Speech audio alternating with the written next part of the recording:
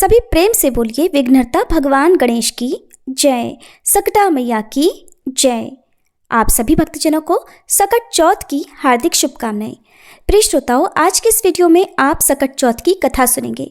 कथा से पहले भगवान श्री गणेश और सकटा माता का पूजन करके दाहिने हाथ में थोड़े तिल और पुष्प या फिर गेहूं के 7 दाने लेकर कथा सुनी जाती है। कथा की समाप्ति के बाद तिल और पुष्प या गेहूं के दानों को जल से भरे लोटे में डाल दिया जाता है। फिर चंद्रोदय होने पर इसी पवित्र जल से चंद्र देवता को अर्घ्य दिया जाता है। सकटा माता सभी बच्चों की रक्षा करती हैं और विघ्नहर्ता भगवान गणेश अपने सभी भक्तों के सभी विघ्नों को दूर करके भक्तों की मनोकामनाएं पूर्ण करते हैं। आप सभी अपनी मनोकामना मन में रखते हुए कथा का श्रवण कीजिए। एक बार एक गांव में एक बूढ़ी माई रहती थी। वह बूढ़ी माई बहुत ज़्यादा गरीब थी। उन बूढ़ी माई के परिवार में उनका एक बेटा था। वही उनके बुढ़ापे का इकलौता सहारा था। उनके पास कुछ था तो नहीं, लेकिन गांव के जितने भी घरों में पशु थे, उन लोगों के पशुओं को बूढ़ी माई का बेटा जंगल में चराने ले जाया करता। शाम होने पर सभी गौओं को गांव के लोगों के सुपुर्द कर दिया करता। पशु चराने के बाद गांव वाले जो कुछ भी दिया करते, उसी से माँ बेटे का घर चलता था। इसी तरह से किसी तरह से उनके दिन कट रहे थे। एक बार की बात है, बूढ़ी माई का बेटा गांव के पशुओं को जंगल में चराने के लिए ले जा रहा था। तो रास्ते में उसे गांव की कुछ महिलाएं मिली, जिनमें से एक बुजुर्ग सी दिखने वाली महिला ने उस बेटे से कहा कि बेटा, तुम तो सारा दिन जंगल में गाय चराते फिरते हो, घर में तुम्हारी माँ बैठकर पकवान बना बना कर खाती है। लड़का बोला, ऐसा तो हो ही नहीं सकता, मेरी माँ कभी ऐसा नहीं कर सकती। तब गांव की वह महिला बोली कि अगर तुम्हें विश्वास ना हो तो आज जरा घर थोड़ा जल्दी चले जाना, जाकर तुम खुद ही अपनी आंखों से देख लेना, और जब तुम अपनी आंखों से देखोगे तब तो तुम्हें विश्वास होगा ना। लड़के ने सोचा, ठीक है, देखने में आखिर मेरा क्या जाता है। अब लड़का हर दिन जिस समय पर अपने घर पहुंचा करता था, आज उस समय से थोड़ा पहले वो घर आ गया। उस दिन सकट चौथ का दिन था। बूढ़ी माई ने सकट चौथ का व्रत रखा था और वह तिलकुट बना रही थी। चूल्हे पर कढ़ाई चढ़ा रखी थी, जिसमें वह तिल भून रही थी। जलते हुए चूल्हे पर चढ़ी हुई कढ़ाई देखकर और उसमें तिल भुने जाते देखकर अब तो लड़के को गांव की महिलाओं द्वारा सुनी गई बातों पर विश्वास होने लगा। उसने सोचा, तो आखिरकार गांव की जो चाची ताई थी वो ठीक ही कह रही थी। और यहाँ देखिए, मैं तो जंगल में भूखा प्यासा दिन भर भटकता रहता हूँ, पशु चराता फिरता हूँ, और मेरी माँ घर में पीछे पकवान बना बना कर खाती है। अब उसे गांव की महिलाओं द्वारा सीख लग गई। तो वह लड़का अपनी माँ से बोला, माँ, मैं तो घर छोड़कर जाऊंगा। बूढ़ी माँ बोली, बेटा, ऐसी क्या बात हुई जो तू ऐसी बात सोच रहा है और कह रहा है। बेटा बोला, मैं तो चला जाता हूँ जंगल में और देख रहा हूँ तुम मेरे पीछे पकवान बना बना कर खाती हो। मुझे खिलाना तो दूर, तुम मुझे बताती तक नहीं। माँ, अब मैं इस घर में नहीं रहूँगा, मैं तो जंगल में जाऊँगा। बूढ़ी माई ने अपने इकलौते बेटे को बहुत समझाया कि बेटा, आज तो सकट चौथ का व्रत है, इसलिए तिलकुट बना रही थी, लेकिन बेटा नहीं माना। बूढ़ी माई समझ गई कि जरूर इसे किसी ने सिखा पढ़ा दिया है और अब ये कहने से नहीं मानेगा। जब बेटा जाने लगा तो बूढ़ी माई ने बेटे से कहा कि बेटा, ये ले सकट चौथ व्रत के तिल हैं, इन्हें तुम अपने साथ लेकर जाओ, और हाँ, जब भी कभी तुम पर कोई मुसीबत आए, तिल पूर के बैठ जाना, और अगर मैं तुम्हारे नाम के व्रत करती होंगी तो तुम्हारी मुसीबत टल जाएगी।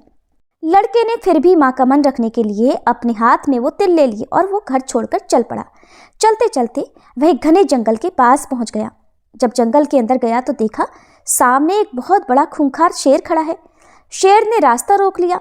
लड़के ने सोचा, आज तो मेरा बचना बिल्कुल मुश्किल है, अब तो मुझे मरना ही है। अब वह मारे डर के कांपने लगा, थर थर कांप रहा था। और जब कोई व्यक्ति किसी मुसीबत में होता है तो डर के मारे सबसे पहले उस व्यक्ति को अपनी माँ की ही याद आती है। उस लड़के को भी अपनी माँ की याद आ गई। जैसे ही माँ की याद आई तो माँ की कही हुई बात भी याद आ गई कि बेटा, जब भी कोई मुसीबत पड़े तो तिल पूर कर बैठ जाना। अब बेटे ने झट से अपनी जेब से तिल निकाले और पूर कर वहीं बैठ गया और कहने लगा, हे सकट चौथ माता, अगर मेरी माँ मेरे नाम के व्रत करती है तो ये शेर गाय बन जाए और यहाँ से चला जाए, नहीं तो आज तो मेरा मरना तय है। जैसे ही उस लड़के ने ऐसा कहा, देखते ही देखते सकटा माता की कृपा से वह शेर गाय बनकर पूंछ हिलाता हुआ वहां से चला गया। क्योंकि बूढ़ी माई तो केवल अपने बेटे के नाम के ही व्रत करती थी। अब वह लड़का इधर जंगल में राम राम कहता हुआ आगे बढ़ा। थोड़ा आगे बढ़ा तो देखा एक बहुत बड़ी नदी रास्ते में उफान करती हुई आ रही थी। अब उसने सोचा कि अगर मैं नदी पार करूंगा तो मैं तो इतने गहरे पानी में डूब के मर जाऊंगा। एक तो नदी का बहाव तेज है, ऊपर से तूफान भी आया हुआ है। अगर मैं ये नदी पार नहीं करता हूँ तो रात भी हो गई है, पीछे घना जंगल है और जंगल में रहने वाले जंगली जानवर तो मुझे निश्चित ही जिंदा नहीं छोड़ेंगे, मुझे कच्चा खा जाएंगे। आगे कुआं पीछे खाई, फिर याद माई की आई। अब तो वह लड़का फिर से तिल पूर के बैठ गया और बोला, हे सकट चौथ माई, अगर मेरी माँ मेरे नाम के व्रत करती थी तो ये नदी 2 हिस्सों में बट जाए और मुझे रास्ता दे दे, नहीं तो आज तो मेरा मरना तय है। अब जैसे ही लड़के ने ऐसा कहा, नदी देखते ही देखते 2 हिस्सों में बट गई। अब उसे आगे जाने का रास्ता मिल गया, क्योंकि बूढ़ी माई तो अपने बेटे के नाम से ही व्रत करती थी। नदी पार करके वह दूसरी नगरी में पहुंच गया तो वहां उसने देखा कि एक बुढ़िया पुए बनाती जाए और आंखों से जार जार आंसू बहाकर रोती जाए। उसने इस तरह से पकवान बनाती और रोती हुई बूढ़ी माई को देखा तो पूछा, अरे माई, पूड़े बना रही हो, इसका मतलब तुम्हारे घर में कोई खुशी का माहौल है और साथ साथ तुम रो भी रही हो, तो जरूर तुम्हारे मन में कोई दुख भी है। अब मुझे बताओ, ये खुशी और दुख एक साथ कैसे? तो वह बूढ़ी माई बोली, बेटा मैं क्या बताऊं, हमारी नगरी में हर छठे महीने आंवा पकता है। उस आंवे में एक इंसान की बलि दी जाती है और उस इंसान को आंवे में मिट्टी के बर्तनों के साथ बिठाया जाता है और वह जीवित नहीं बचता। हर घर से रोज एक घर का नंबर आता है। आज मेरे घर की बारी है और मेरा तो एक ही बेटा है। अगर मेरा बेटा आंवे में बैठ जाएगा तो फिर मेरा क्या होगा? मेरा बेटा तो आज मर जाएगा। यही सोच सोच कर मैं दुखी हूँ और रो रही हूँ। और आज मेरे बेटे का आखिरी दिन है। मैं चाहती हूँ कि आखिरी बार मैं उसके लिए पुए बनाऊँ, पकवान बनाऊँ, इसीलिए आखिरी बार उसके लिए भोजन बना रही हूँ। तो सोचा कुछ अच्छा बनाकर खिला दूँ और मेरे बेटे को पुए बहुत पसंद है, इसलिए मैं उसके लिए पुए बना रही हूँ। उस दुखिया की बात सुनकर बूढ़ी माई के बेटे को उस पर दया आ गई तो वह कहने लगा, बूढ़ी माई, अगर तुम ये सारे पुए मुझे खिला दो तो मैं तुम्हारे बेटे की जगह चला जाऊंगा। तो वह बूढ़ी माई बोली, बेटा तू तो जितने चाहे मर्जी उतने पुए खा ले, चाहे तो सारे खा ले, लेकिन यूं किसी की आई पर भला कौन जाता है? बुलावा मेरे बेटे का है, लेकिन उसकी मृत्यु को कौन अपने हाथ में लेगा? तू उसके बदले क्यों जाएगा? ऐसा भला कौन खुद ही मौत को गले लगाता है? लेकिन वह बूढ़ी माई का बेटा बोला, माँ आप चिंता मत करो, मैं तुम्हारे बेटे की जगह चला जाऊंगा। इस तरह भर पेट पुए खाकर वह सो गया। उसे तो गहरी नींद आ गई। इधर राजा के आदेश पर सैनिक बूढ़ी माई के बेटे को लेने के लिए आ गए और उसका द्वार खटखटाने लगे। बूढ़ी माई ने जैसे ही आहट सुनी तो वह दूसरे कमरे में सो रहे उस अजनबी लड़के के कमरे में गई और बाहर से दरवाजा, कभी कुंडी, कभी खिड़की खटखटाने लगी। लेकिन वह लड़का तो गहरी नींद में सोया हुआ था। आखिरकार बहुत देर तक खटखटाने के बाद वह लड़का उठकर बैठ गया और बोला, माई आ गए क्या लेने वाले? तो बूढ़ी माई बोली, हाँ बेटा, राजा के सैनिक आ गए। और फिर वह बेटा सैनिकों के साथ साथ चला गया, जाके आंवा में बैठ गया। आंवा में बैठते ही उसे अपनी माँ की याद आई। उसने अपने हाथ में फिर से तिल लिए और बोला, हे सकट चौथ माता, अगर मेरी माता मेरे नाम के व्रत करती हैं तो आज ये जलती आग मेरा कुछ भी ना बिगाड़ पाए, मैं इस आग में ना जलूं, नहीं तो आज तो मेरा जलना तय है। 3 दिन हो गए। वहीं पास ही में कुछ बच्चे गिल्ली डंडा खेल रहे थे। खेलते खेलते बच्चों की गिल्ली उस बड़े से मटके से जा टकराई, जिसके अंदर वह लड़का और कुछ बर्तन रखे थे और आंवा पका हुआ था। जैसे ही टन से आवाज आई उस मटके से तो आसपास के सभी लोग हैरान रह गए कि पहले तो ये आंवा 6 महीने में पकता था, आज 3 ही दिन में कैसे पक गया। ये बात जानते ही सारी नगरी इकट्ठा हो गई। राजा को पता चला तो राजा को भी बुलवा लिया गया। अब तो उस आंवा के चारों ओर बड़ी भारी भीड़ इकट्ठी हो गई। अब राजा ने सैनिकों से कहा कि मटका उतारो। जैसे ही सैनिक मटका उतारने लगे, अंदर से आवाज आई, भाई धीरे धीरे उतारो, भाई धीरे धीरे उतारो। यह आवाज सुनते ही सैनिक तो डर के मारे दूर भाग गए कि आज तक तो इसमें से कभी कोई आवाज नहीं आई, लगता है अंदर कोई भूत है। अब तो राजा भी तलवार निकाल कर खड़े हो गए और बोले, सच सच बता, मटके के अंदर तू कौन है? तब मटके में से बूढ़ी माई का बेटा निकला और बोला, महाराज मैं कोई भूत वूत नहीं हूँ, ना ही मैं कोई पिशाच हूँ, बल्कि मैं तो एक बुढ़िया का बेटा हूँ और मेरी माई मेरे नाम के सकट चौथ के व्रत किया करती थी। मैं तो बस गांव की चाची ताई के सिखावे में आ गया और घर छोड़कर निकल आया। मेरी माँ ने चलते समय मुझे ये कुछ तिल दिए थे और कहा था कि बेटा अगर कभी तुझ पर कोई मुसीबत पड़ेगी तो वो टल जाएगी। अब भाई ये देखो, मैं तो ये तिल पूर के किसी भी मुसीबत में जाता हूँ और वहाँ पर तिल पूर कर बैठ जाता हूँ, तो मेरे ऊपर जो भी मुसीबत आती है वो टल जाती है। ये बात सुनकर रानी बोली, राजा जी क्यों ना अपनी राजकुमारी का ब्याह हम इससे कर दें, क्योंकि इसको तो आग भी नहीं जला सकी। राजा को रानी की बात सही लगी और फिर राजा रानी ने अपनी बेटी का विवाह उस लड़के के साथ कर दिया। अब बूढ़ी माई का वह बेटा राजा के राजमहल में घर जमाई बनकर रहने लगा। अब तो बड़े ठाठ से उसके दिन बीतने लगे। राजा की बेटी और वह बूढ़ी माई का बेटा दोनों एक दिन छत पर घूम रहे थे। छत पर घूमते घूमते बूढ़ी माई को अपने गांव की, अपने देश की याद आई और अपनी माँ की याद आई। तो बूढ़ी माई का बेटा अपनी पत्नी से बोला कि देखो, आज तो हमारे गांव की तरफ बादल छाए हैं, लगता है बहुत जोर से बारिश होगी। राजा की बेटी ये बात सुनकर हैरान रह गई, फिर पूछने लगी, क्या आपका भी कोई गांव है? तो बूढ़ी माई का बेटा बोला, हाँ हमारा भी गांव है, हमारा भी घर है और मेरी माँ भी है, सब कुछ मेरी माँ ही तो है। राजा की बेटी बोली, तो फिर हम यहाँ क्या कर रहे हैं, हम भी अपने घर चलेंगे बूढ़ी माई के पास। बूढ़ी माई का बेटा बोला कि तुम अपने पिताजी से पूछ लो, अगर वो कहेंगे तो ही तुम्हें हम अपने घर लिवा कर ले जाएंगे। अब तो राजा की बेटी महल में जाकर अपने पिताजी से बोली, पिताजी आपके जमाई जी अब अपने घर जाना चाहते हैं। राजा ने कहा, ये तो बहुत अच्छी बात है, दूर जमाई लाख जमाई, घर जमाई खाक जमाई। ठीक है, तुम दोनों अपने घर को जाओ, कमाओ खाओ, अच्छे से अपनी घर गृहस्थी बसाओ, हम तो भाई इसी में राजी हैं, इसी में खुश हैं।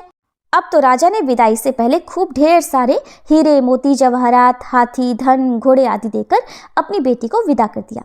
अब वे दोनों खुशी खुशी चल पड़े। इधर जब बूढ़ी माई का बेटा गांव के पास आ गया तो उसने एक सैनिक को अपने घर में भेजा कि जाओ और जाकर मेरी माँ को बता दो कि उनके बेटा बहू आ रहे हैं। अब सैनिक गया तो देखा कि बूढ़ी माई तो रो रो कर अंधी हो गई हैं। सैनिकों ने जाकर कहा कि बूढ़ी माई, आपके बेटा और बहू आए हैं। बूढ़ी माई सैनिकों से बोली, बेटा सारा गांव तो मेरी हंसी उड़ाता है, अब तुम भी हंसी उड़ाने लग गए। मेरा बेटा तो घर छोड़कर चला गया क्योंकि उसे तो सीख लग गई थी और पता नहीं अब तो उसे कोई जानवर खा गया होगा, वो जिंदा भी है कि नहीं, और मुझे तो उसकी कोई खबर भी नहीं। तो सैनिक कहने लगे, नहीं माई, आपका बेटा सचमुच आया है और अपनी पत्नी को भी लेकर आया है। अब तो सारा गांव इकट्ठा हो गया कि बूढ़ी माई का बेटा आ गया, लेकिन बूढ़ी माई को तो अब तक विश्वास नहीं हो रहा था। तब वह हाथ जोड़कर सकटा माता का ध्यान करके बोली, हे सकट चौथ माता, अगर मेरा बेटा सचमुच आया है तो दूध की धार सीधी इसके मूंछों पर पड़ेगी। अब उसे चमड़े की अंगियां पहनाई गई। जैसे ही बूढ़ी माई का बेटा उसके सामने आया तो अंगियां फटकर दूध की धार छाती से बहकर बेटे की दाढ़ी मूंछ भिगा गई। अब तो पूरे गांव में हंगामा मच गया कि बूढ़ी माई का बेटा आ गया, बूढ़ी माई का बेटा आ गया। और सकट चौथ माता की कृपा से बूढ़ी माई की आंखें भी ठीक हो गई। जैसे ही बेटा बहू सामने आए, उन्हें देखकर बूढ़ी माई बहुत खुश हुई। बेटा अपनी माँ के पैरों में गिर पड़ा और कहने लगा, माई मुझे माफ़ कर दो, मैं तो चाची ताई के सिखावे में आ गया था और घर छोड़कर चला गया था। तुम तो मेरे नाम की ही व्रत करती थी और तुम्हारे दिए गए तिलों ने और सकटा माता ने ही हर मुसीबत में मेरी रक्षा की। बेटे बहू को देखकर बूढ़ी माई अपने पुराने सारे दुख भूल गई और फिर बोली, बेटा सकट चौथ माता ने तो मूल लौटाया है, साथ में ब्याज भी लौटा दिया। अब तो बूढ़ी माई के ठाठ हो गए। बेटा बहू खूब मन लगाकर खुशी से बूढ़ी माई की सेवा करने लगे। हे सकट चौथ माता, जैसी कृपा आपने बूढ़ी माई पर करी वैसी कृपा सब पर करना। इस कहानी को कहते सुनते और हुंकारा भरते सब पर करना, सभी के परिवारजनों पर करना, हम सब पर भी करना। ये थी सकट चौथ व्रत की कहानी। अब सुनिए गणेश भगवान की एक और कहानी। एक बार की बात है, एक शहर में देवरानी जिठानी रहा करती। देवरानी तो गणेश भगवान की बड़ी भक्त थी और वह नियमित पूजा पाठ भी करती थी।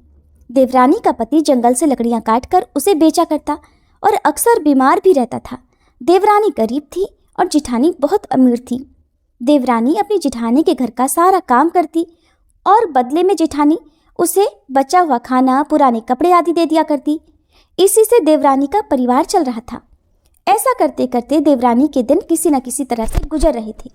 ऐसा ही करते करते अब माघ का महीना आ गया और चतुर्थी तिथि पर देवरानी ने तिल चौथ यानी सकट चौथ का व्रत रखा और पूजा करके तिल चौथ की कथा सुनी। फिर तिलकुटा छीके में रख दिया और सोचा कि रात को चंद्रमा निकलने के बाद ही कुछ खाऊंगी। इस तरह से कथा सुनकर वह जेठानी के यहाँ काम करने चली गई। जेठानी के यहाँ पहुंचकर भोजन बनाकर जेठानी के बच्चों को भोजन करने के लिए कहने लगी तो बच्चे बोले, चाची माँ ने तो व्रत रखा है और माँ भूखी हैं। माँ जब भोजन करेंगी तभी हम भी करेंगे। जब जेठ जी को भोजन करने के लिए कहा तो जेठ जी बोले, मैं अकेला नहीं खाऊंगा, जब चंद्रमा निकलेगा तभी मैं भी खाऊंगा। अब देवरानी ने कहा कि मुझे भी घर जाना है, इसलिए मुझे खाना दे दो। तब जेठानी ने उससे कहा कि आज तो अभी तक किसी ने भी भोजन नहीं किया तो मैं तुम्हें कैसे दे दूं? तुम सवेरे ही बचा हुआ खाना ले जाना। जेठानी की ये बात सुनकर देवरानी उदास होकर घर चली आई। देवरानी के घर पर पति बच्चे सब आस लगाए बैठे थे कि आज तो त्योहार का दिन है, कुछ अच्छा खाने को मिलेगा। लेकिन जब बच्चों को पता चला कि आज तो रोटी भी नहीं मिलेगी तो बच्चे रोने लगे। ये देखकर देवरानी के पति को गुस्सा आ गया और कहने लगा, दिन भर काम करने के बाद भी 2 रोटियां नहीं ला सकती तो काम ही क्यों करती हो? पति ने गुस्से में आकर पत्नी को कपड़े धोने के धोवने से पीटा। धोवना हाथ से छूट गया तो पाटे से मारा। वो बेचारी गणेश जी को याद करती हुई रोते रोते पानी पीकर सो गई। उस दिन गणेश जी देवरानी के सपने में आए और कहने लगे, धोवन मारी पाटे मारी, सो रही है या जाग रही है? वो बोली, कुछ सो रहे हैं कुछ जाग रहे हैं। गणेश जी बोले, भूख लगी है, खाने के लिए कुछ दे दो। देवरानी बोली, क्या दूं? मेरे घर में तो अन्न का एक दाना भी नहीं है। जेठानी बचा हुआ खाना देती थी, आज तो वो भी नहीं मिला। देवरानी ने आगे कहा कि पूजा का बचा हुआ तिलकुटा छींके में पड़ा है, वही खा लो। गणेश जी ने निकाल कर तिलकुटा खाया और उसके बाद कहने लगे, धोवने मारी पाटे मारी, निमटाई लगी है, कहाँ निमटे? तब देवरानी ने कहा, ये तो खाली झोपड़ी है, आप कहीं भी जा सकते हैं, जहाँ इच्छा हो वहाँ निमट लो। फिर गणेश जी बोले, अच्छा अब कहाँ पोंछूं? अब की बार तो देवरानी को बहुत गुस्सा आया। कहने लगी, कब से परेशान किए जा रहे हो, सोने भी नहीं देते। वो बोली, मेरे सिर पर पोंछो और कहाँ पोंछोगे? अब देवरानी जब सुबह सोकर उठी तो देखकर हैरान रह गई कि उसका पूरा घर तो हीरे और मोतियों से जगमगा रहा है। सिर पर जहाँ विनायक जी पोंछनी करके गए थे वहाँ पर तो हीरे के टीके और बिंदी जगमगा रहे थे। अब देवरानी जेठानी के यहाँ काम करने नहीं गई। जेठानी ने कुछ देर तक तो उसका इंतजार किया, फिर बच्चों को देवरानी को बुलाने भेज दिया। जेठानी ने सोचा कल खाना नहीं दिया था इसलिए शायद देवरानी बुरा मान गई होगी। बच्चे बुलाने गए और बोले, चाची चलो, माँ ने बुलाया है। दुनिया में चाहे कोई मौका चूक जाए पर देवरानी जेठानी आपस में कहने का कोई मौका नहीं छोड़ती। देवरानी कहने लगी, बेटा बहुत दिन तेरी माँ के यहाँ काम कर लिया, अब तुम अपनी माँ को ही मेरे यहाँ काम करने भेज दो। बच्चों ने घर जाकर माँ से कहा, माँ चाची का पूरा घर तो हीरे और मोतियों से जगमगा उठा है। जेठानी को विश्वास नहीं हुआ, दौड़कर झट देवरानी के घर पहुंची। देखकर हैरान रह गई और पूछा, ये सब कैसे हो गया? तब देवरानी ने जेठानी को रात में हुई सारी घटना बताई, जो कुछ भी उसके साथ हुआ था। एक एक बात सच सच बता दी, क्योंकि वह दिल की बहुत सच्ची थी। अब तो घर लौटकर जेठानी ने कुछ सोचा और अपने पति से कहने लगी, सुनिए, आज आप मुझे धोवने और पाटे से मारो। उसका पति बोला, अरे भलमानस, मैंने तो कभी तुम पर हाथ तक नहीं उठाया, मैं भला तुम्हें धोवने और पाटे से कैसे मार सकता हूँ? पर वो नहीं मानी और जिद करने लगी। आखिरकार मजबूर होकर पति को उसे मारना पड़ा। मार खाने के बाद उसने ढेर सारा घी डालकर चूरमा बनाया और छींके में रखकर सो गई। रात को विनायक जी जेठानी के सपने में भी आए और कहने लगे कि भूख लगी है, मैं क्या खाऊं? जेठानी बोली, हे भगवान गणेश, आपने तो मेरी देवरानी के घर पर एक चुटकी सूखा तिलकुट खाया था, मैंने तो झड़ते घी का चूरमा बनाया है और आपके लिए छींके में रखा है, साथ साथ फल और मेवे भी रखे हैं, जो आपकी इच्छा हो खा लो। गणेश जी बोले, खा लिया, अब बताओ निपटे कहाँ? जेठानी बोली, उसके यहाँ तो टूटी हुई झोपड़ी थी, मेरे यहाँ तो बहुत अच्छा महल है, जहाँ चाहो निबट सकते हो। तो गणेश जी ने पूछा, अच्छा अब बताओ पोंछू कहाँ? वो बोली, मेरे माथे पर बड़ी सी बिंदी लगाकर पोंछ लो।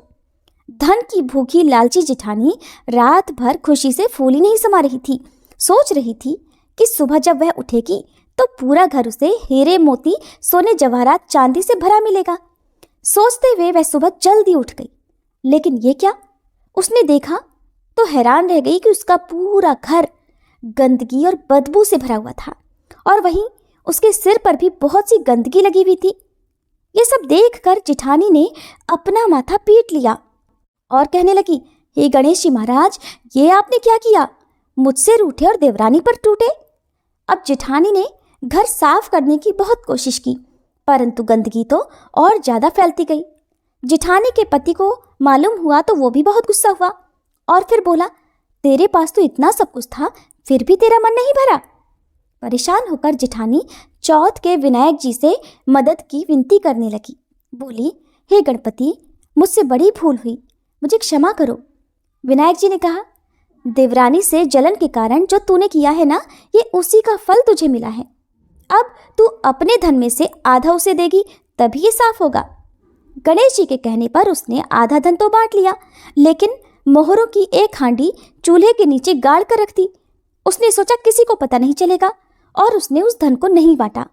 गणेश भगवान तो सब कुछ जानते हैं। जिठानी ने अब गणेश भगवान से कहा, हे चौथ विनायक जी, अब तो अपना ये बिखराव समेट लो। वे बोले, पहले चूल्हे के नीचे गाड़ी हुई मोहरों की हांडी और ताक में रखी हुई सुई की भी पाती कर, इनका भी बंटवारा कर। इस तरह विनायक जी ने सुई जैसी छोटी चीज का भी बंटवारा करवाकर अपनी माया समेटी और देखते ही देखते जिठानी के घर की गंदगी साफ हो गई। हे गणेश जी महाराज, जैसे आपने देवरानी पर कृपा की, वैसे सब पर करना। कहानी कहने वाले, सुनने वाले और हुंकारा भरने वाले सब पर कृपा करना, किंतु जिठानी को जैसी सजा दी वैसे किसी को मत देना। बोलिए गणेश जी महाराज की जय।